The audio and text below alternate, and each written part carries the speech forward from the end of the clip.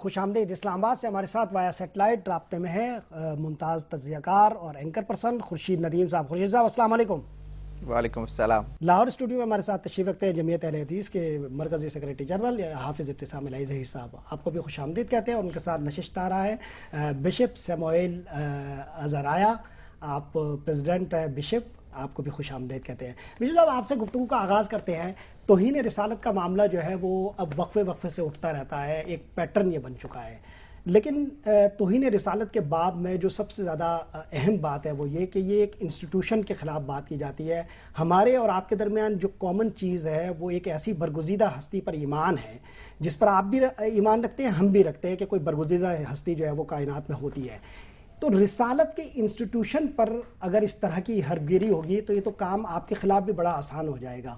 تو کیا آپ سمجھتے ہیں یہ جو مسئلہ ہے یہ کامن مسئلہ ہے ہمارا؟ دیکھیں، یہ مسئلہ کامن اس لحاظ سے ہے کہ ہمیں مل کے اسے کنڈیم کرنا چاہیے۔ پہلی بات تو میں یہ کہنا چاہتا ہوں کہ پاکستان کے مسیحی اس ایکٹیویٹی کو اور اس طرح کے کام جو اب ہوئے ہیں فیس بک کے حوالے سے، یوٹیوب کے حوالے سے، اور ماضی میں جو کیریکیچرز یورپ میں بنے ہیں، ہم اس کو اسٹرانگلی کنڈیم کرتے ہیں۔ ہم نے اس کو رائٹنگ میں کنڈیم کیا ہے، آفیشیلی کنڈیم کیا ہے، through the world council of churches ہم نے ان چرچز کو کہا ہے کہ آپ اس کو کنڈیم کریں، اور مقامی چرچز نے بھی اس کو کنڈیم کیا ہے۔ یہ چیز ہمارے ریلیشن شپ میں ایک obstruction پیدا کرتی ہے، اور یہ بھی میں کلیئر کرنا چاہتا ہوں کہ یہ لوگ جو کرتے ہیں یہ کسی ایمان کی بنیاد نہیں رکھتے۔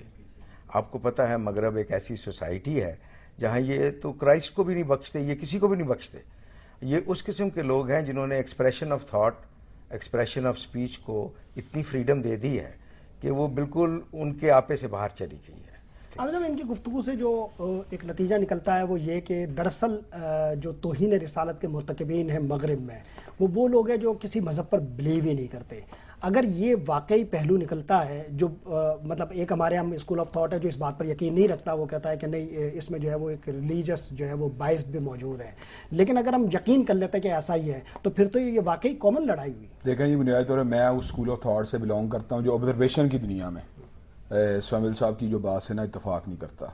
اس کی وجہ کہ ویسٹ اگر فریڈم آف تھاٹ پہ یقین رکھتا ہے یا freedom of choice of life پہ یقین رکھتا ہے، تو اگر ایک عورت وہاں پہ برہنہ چلنا چاہتی ہے تو ان کو اس عورت کے اوپر بندی لگانے کا حق نہیں ہے جو حجاب کرنا چاہتی ہے۔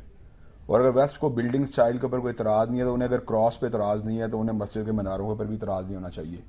لیکن دیکھنے کی بات یہ ہے کہ وہ ان علامتوں پہ تو اعتراض کرتے ہیں جو مسلمانوں کے یہاں پہ معروف ہوتی ہیں یا مستعمل ہوتی ہیں، لیکن ان علامتوں کو قبول کر لیتے ہیں جو دیگر مذاہب کے یہاں پر قابل قبول ہوتی ہیں۔ بالکل یہی معاملہ جو ہے حضرت رسول اللہ صلی اللہ علیہ وسلم کی ذات گرامی کے حوالے سے بھی ہے۔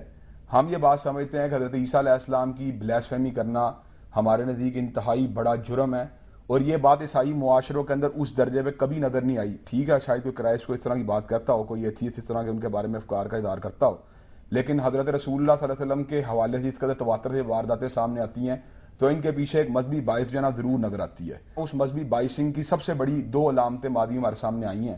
ایک ملکہ برطانیہ جو کہ پروٹسٹنٹ چرچ کی ہیڈ ہے، ان کا سلمان رشدی کو نائٹ ہوڈ کا خطاب دینا، اور ایک فی نفسی پوپ بینیڈکٹ کا ایک دور کے اندر اسلام کے تصور جہاد اور قتال کے اوپر زبردست جو ہے نا کرٹیسائز کرنا۔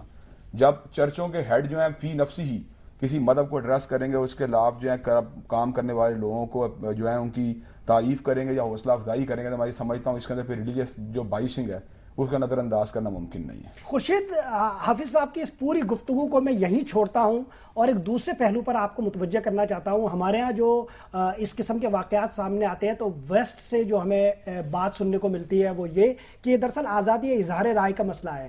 جس تواتر سے یہ ہو رہا ہے اور جس پیٹرن سے یہ ہو رہا ہے، اس سے یہ لگتا یہ ہے کہ اس کو آزادی اظہار کے ساتھ جوڑنا شاید آبجیکٹیوٹی کے ہی خلاف ہو۔ آپ کا تاثر کیا ہے؟ میں آپ سے اتفاق کرتا ہوں، لیکن ایک بنیادی فرق کے ساتھ۔ جی دیکھیے، وہاں اقدار کا جو نظام ہے، جو سماجی اقدار ہیں، اس کے اندر اظہار رائے کو ایک بنیادی قدر کی حیثیت حاصل ہے۔ جی مسئلہ وہاں پیدا ہوتا ہے جہاں آپ اپنے کسی حق کو، اپنی کسی قدر کا سوء استعمال کرتے ہیں۔ جی اس کا سوء استعمال اس کو مسئلہ بنا دیتا ہے۔ وہاں بھی یہی ہوا کہ انہوں نے یہ بات کو محسوس نہیں کیا کہ آزادی رائے کا کیا مطلب ہے، اور دوسرے مذاہب کے ماننے والوں کے عقائد، ان کے اکابر، ان کے بزرگوں کے مقام اور مرتبے کا کیا معاملہ ہے۔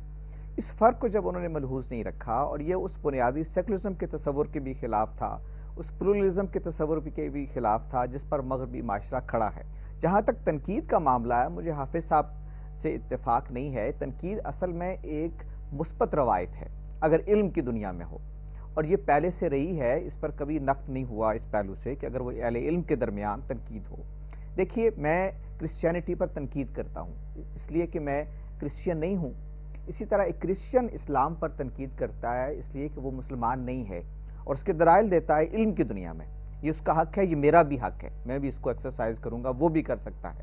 مسئلہ وہاں پیدا ہوتا ہے جہاں میں اپنے اس حق کو ایک حق سے ہٹا کر، وہ کہتے ہیں نا کہ میرا جو آزادی رائے ہے، جو میرا آزادی عمل ہے، وہاں ختم ہو جاتا ہے جہاں دوسروں کا ناک شروع ہو جاتا ہے. جو مغرب کے لوگوں کو، یعنی خاص میں سارے مغرب کو نہیں کہتا، اس طبقے کو جو بات سمجھنی چاہیے وہ یہ کہ کہاں سے مسلمانوں کا ناک شروع ہو جاتا ہے، وہاں سے ان کی آزادی رائے ختم ہو جاتی ہے. یہ اس مسئلے میں آپ سمجھتی ہیں آزادی اسٹک کی نوک پہ ختم ہو گئی تھی اور ہمارا ناک شروع ہو جاتا ہے؟ میرا خیال یہ ہے کہ وہی اقدار کا تصادم ہے بنیادی طور پر. دیکھیے مثلا میں آپ کو ایک مثال سے واضح کرتا ہوں. ہمارے ہاں آپ زمین پر کسی بزرگ شخصیت کا نام نہیں لکھ سکتے. آپ لکھیں گے تو اس کی توہین ہوگی. لیکن میں نے امریکہ میں سالٹ لیک سٹی کے اندر یہ دیکھا، جو فٹ پاتھ تھے ان پر مسلسل لکھا ہوا تھا ان جیزس وی ٹرسٹ. حضرت مسیح کو وہ مان رہے ہیں، ان کا احترام کر رہے ہیں، اور اس احترام کا اظہار یوں کر رہے ہیں کہ فٹ پاتھوں پر لکھا ہوا ہے کہ ان جیزس وی ٹرسٹ. میں نے بالکل اسی طرح سے نیو یارک کے ایک چرچ میں دیکھا کہ اس کے فرش پر سیدنا مسیح کا نام لکھا ہوا ہے. اچھا، اس نظام اقدار میں یہ قابل قبول ہے، لیکن ایک چرچ میں سیدنا مسیح کی توہین تو نہیں ہو سکتی. اس کا مطلب یہ ہے کہ ان کا جو نظام اقدار ہے وہ ہمارے نظام اقدار سے مختلف ہے. ہمارے ہاں رسالت مآب صلی اللہ علیہ وسلم کے ساتھ جو ایمان کا تعلق ہے وہ محبت سے الگ نہیں ہے. یعنی ہمیں تو یہ بتایا گیا ہے اور ہم ایسے ہی سمجھتے ہیں کہ ایمان اور محبت ایک چیز ہے ہمارے لیے. اگر وہ ہماری ذات سے، ہمارے مال و دولت سے، ہماری اولاد سے ہم کو زیادہ پیارے نہیں ہیں تو اس کا مطلب یہ ہے کہ ہم ان پر ایمان نہیں رکھتے. میں آتا ہوں خورشید، میں خورشید صاحب اس بحث کو آگے بڑھاتا ہوں. بشپ صاحب کو مجھے شامل کرنا دیجیے. بشپ صاحب، جو باتیں حافظ صاحب نے اٹھائی ہے کہ توہین رسالت کا معاملہ تو ویٹیکن کے ساتھ بھی منسوب کرتے ہیں، وہ کہتے ہیں کہ چرچ سے بھی اس طرح کی باتیں ہو جاتی ہے. اگر اس طرح کی باتیں وہاں سے بھی ہوتی ہے تو آپ کے خیال میں یہ بین المذاہب جو مکالمہ کرنا ہم چاہتے ہیں اور یہ انٹرفیتھ ڈائلاگ جو ہم کرنا چاہتے ہیں اس کے لیے کوئی نیک شگون ہے؟ اور آپ کے خیال میں یہ جو پرسپشن ہے، یہ پرسپشن کتنا درست ہے؟ دیکھیں، میں حافظ صاحب کی بات جو انہوں نے ویٹیکن کے حوالے سے کی ہے اس سلسلے میں یہ کہنا چاہوں گا کہ پوپ صاحب نے ایک اپنا پوائنٹ آف ویو دیا.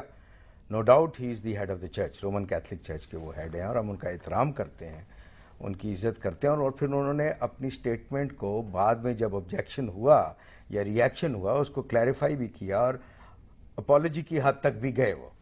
سو یہ باتیں تو ہیں بالکل. اور یہ دیٹ واز ناٹ کہ آپ کنڈیم کریں اسلام کو یا مسلمانوں کے جذبات کو ہرٹ کریں. آئی تھنک یہ پوپ صاحب کا نہ انٹینشن تھا نہ انہوں نے کیا اس کو.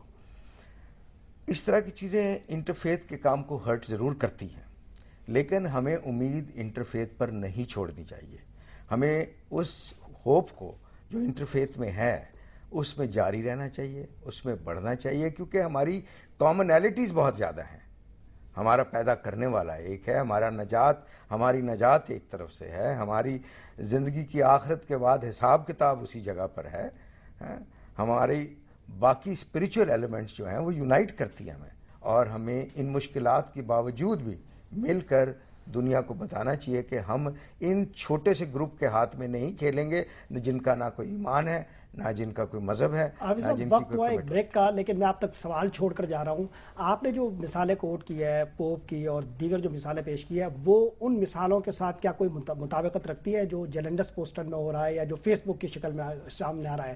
وہاں جو معذرتیں ہو رہی ہے اس معذرت کی ایک منطق بھی سمجھ میں آتی ہے، لیکن یہاں جو یہ کام ہو رہا ہے فیس بک میں اور یہاں پر کوئی منطق سمجھ میں نہیں آتی. تو ان واقعات کو ایک ہی جگہ پر پلیس کرنا ہمارے لیے کتنا ٹھیک ہے، اور کیا یہ واقعہ معروضی بھی ہے یا نہیں، اس پر میں آپ سے بات کروں گا. لیکن وقت ایک وقفے کا، لوٹتے ایک وقفے کے بعد.